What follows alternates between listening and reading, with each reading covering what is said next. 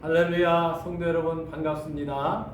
오늘은 에레미야 29장 11절로 13절까지 있는 말씀을 통하여 하나님의 소원이란 제목으로 말씀을 전하겠습니다.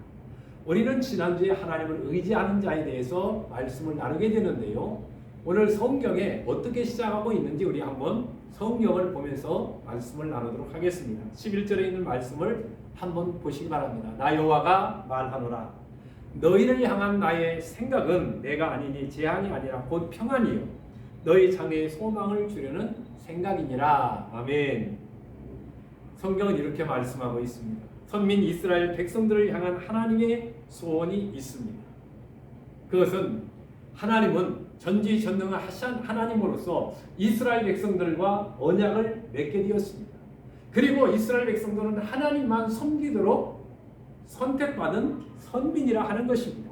그리고 이스라엘은 언약의 나라, 약속의 나라이라 하는 것입니다. 그런데 유다 민족이 바벨론 포로에 의해서 70년 동안 저들은 온갖 고통과 어려움을 겪게 되었습니다. 이것은 재앙이 아니라 비록 힘들고 어렵고 고통스러운 시간이지만 이것은 유다 백성들을 향하신 하나님의 거기에 소원이 담겨져 있다는 사실을 우리는 잊어버려서는 안 된다 하는 것입니다. 그래서 하나님의 소원은 첫째로 무엇이냐? 평안한 삶을 살게 하는 것이라 하는 것이죠. 하나님은 선민 이스라엘 백성들을 향하여서 재앙이 아니라 평안을 주려고 그런다라고 말씀하고 있죠. 하나님은 자기 백성들이 고통당하는 것을 원하지 않습니다. 오히려 사랑하고 잘 되고 범사가 형통하기를 원하시는 것이 하나님의 의도라 하는 것입니다. 그런데 당시 유다 백성들은 평안할 수 없는 환경이었다 하는 것입니다. 죄로 인하여 그들은 하나님만 섬기도록 되어져 있었는데 죄와 불신앙으로 인하여 하나님을 등지고 죄를 지게 되자 하나님은 바벨론이라는 나라를 휘초리로 들어서 유다 백성들을 징계하게 되는 것입니다. 죄를 제거하게 됨으로 인하여 평안한 삶을 살아갈 수 있기 때문에 그런 것이죠. 여러분, 바벨론 70년의 그러한 삶은 그야말로 눈물과 희한과 고통과 그리고 하나님 앞에 제대로 예배할 수 없는 그러한 지경에 놓이게 되었다 하는 것입니다. 왜 하나님이 징계를 내리시게 되었을까요? 그들로 하여금 평안히 하나님을 섬길 수 있는 환경을 만들기 위해서 하나님은 잠시 휘초리를 들게 된 것을 보게 됩니다. 그렇다면 우리가 신앙생활을 하며 하나님을 섬기는 하나님의 백성들이 징계를 받게 되었을 때 하나님을 원망하고 사람을 탓하고 또 낙심하고 좌절해서는 안 된다는 것입니다.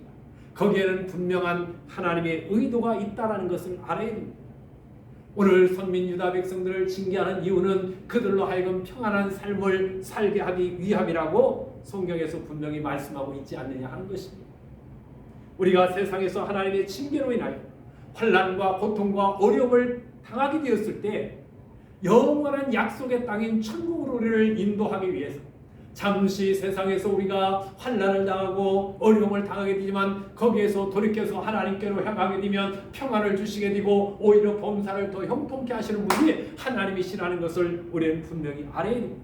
즉 하나님 나라에 합당한 자녀로서 하나님의 백성으로서 살게 하기 위해서 하나님이 잠시 환난을 주게 된다는 것이죠. 우리가 평안하기 위해서는 무엇보다도 마음이 평안해야 된다는 것이죠. 그래서 예수님은 요한복음 14장에서 너희는 마음에 근심하지 말라 하나님을 믿으라 라고 말씀하고 있습니다. 마음에 두려움이 있고 근심이 있고 불안이 있고 초조가 있고 갈등이 있고 염려가 있게 되면 마음이 평안할 수가 없다 하는 것입니다. 하나님은 우리의 생사화복을 주관하시는 전능하신 하나님이 우리들의 마음을 지켜주시고 평강을 주시게 되었을 때 참 평안을 누리며 살아갈 수가 있는 것이죠. 또한 우리는 내 마음만 평안하는 것이 아니라 다른 사람과 타인과의 관계도 우리는 평안해야 된다 하는 것입니다. 화평케 하는 자가 복이 있나니 저희가 하나님의 아들이라 일컬음을 받을 것이라고 산상수훈 가운데 예수님이 그렇게 말씀하시게 되었다 하는 것입니다.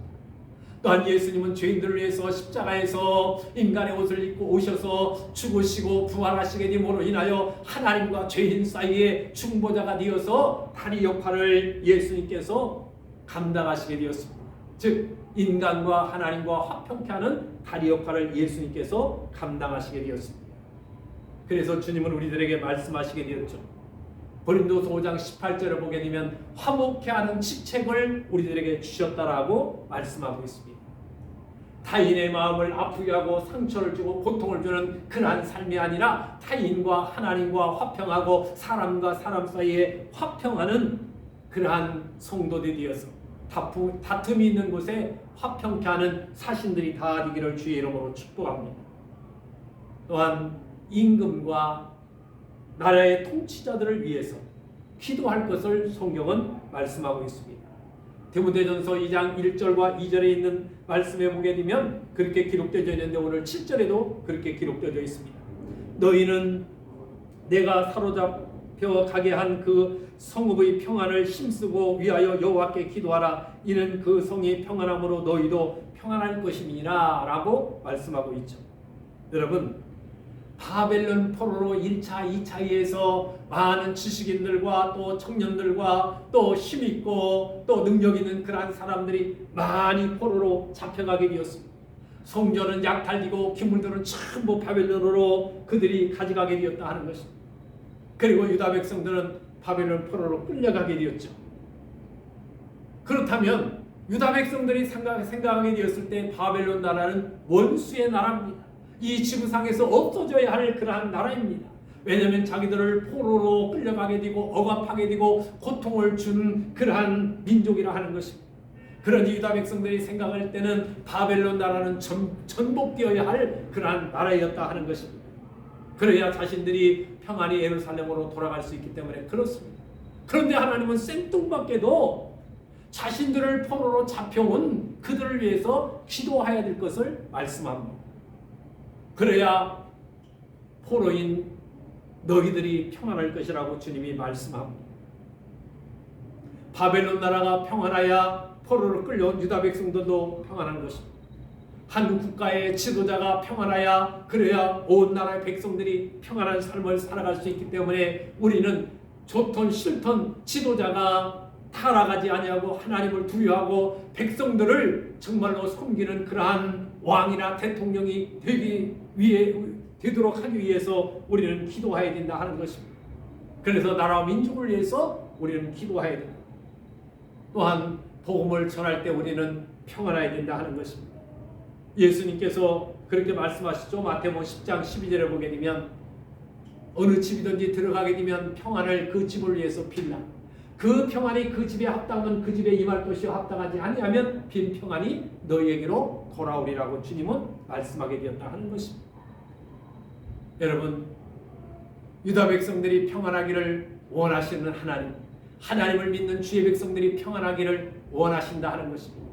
두 번째로 하나님의 소원은 장래에 소망을 주는 것이라고 말씀하고 있습니다. 우리는 항상 소망 중에 살아가게 됩니다. 믿음, 소망, 사랑 그 중에 제일은 사랑이라고 그러는데 우리는 믿음도 있어야 됩니다. 소망이 있어야 그래야 우리는 살아가며 살아갈 수가 있는 것입니다. 제임스 존스라는 사람은 영웅이 위대한 점은 절망하지 않는 삶이라고 그는 그렇게 말하였다고 합니다.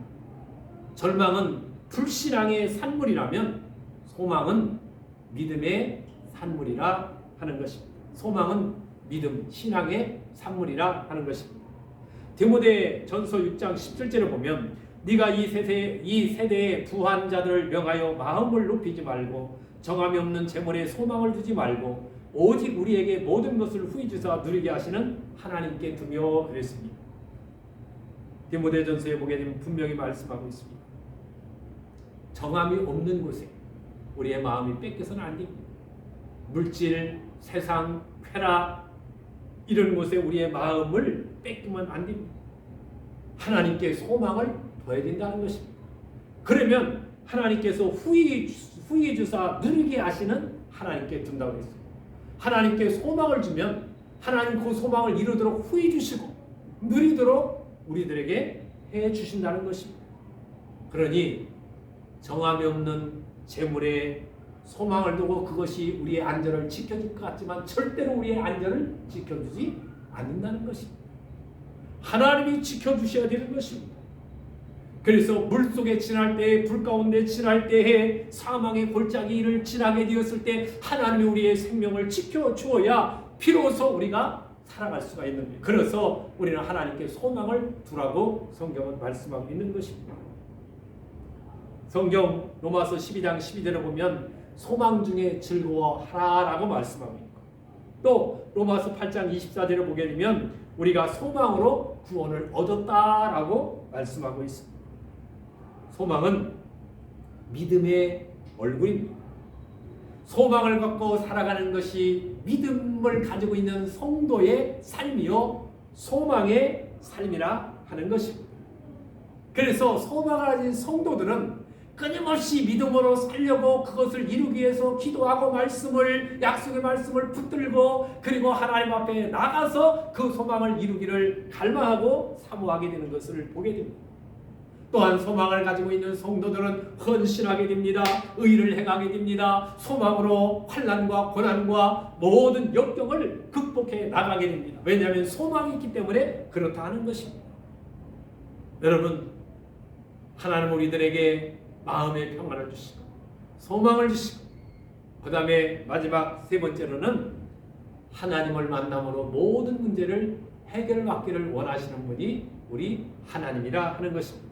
자, 성경 13절에 있는 말씀을 보시기 바랍니다. 너희는 내게 부르짖으며 와서 내게 기도하면 내가 들을 것이요 너희가 전심으로 나를 찾고 찾으면 나를 만나리라. 아멘. 그렇습니다. 바벨론 포로로 끌려간 유다 백성들이 그곳에서 전심으로 하나님을 찾게 되면 하나님을 만날 것이라는 것은 잠시 바벨론 포로로 끌려가게 되었지만 영원히 버리는 것이 아니라 잠시 그곳에 바벨론 사람들에게 유다 백성들을 맡기고 그들이 하나님을 만나서 다시금 예루살렘으로 돌아오도록 하나님은 해 주시겠다는 그러한 약속의 말씀이라 하는 것입니다. 여러분, 징계를 통해서 하나님을 만날 수 있다는 것은 축복입니다. 내가 믿음이 떨어지게 되었는데 거기에서 어려움을 당하여 하나님 앞에 나와서 이제 불순종이 아니라 순종의 삶을 살아가게 되면 더 큰 복과 은혜를 누리며 살아가게 되는 것을 보게 됩니다. 하나님은 자기 백성들이 지금 어떠한 상태에 있는지 한번 택한 백성은 영원히 버리지 않습니다. 그래서 요한복음 10장 28구절을 보게 되면 내 손에서 빼앗아 갈 자가 없다라고 하나님께서 말씀하시게 되었다 하는 것입니다.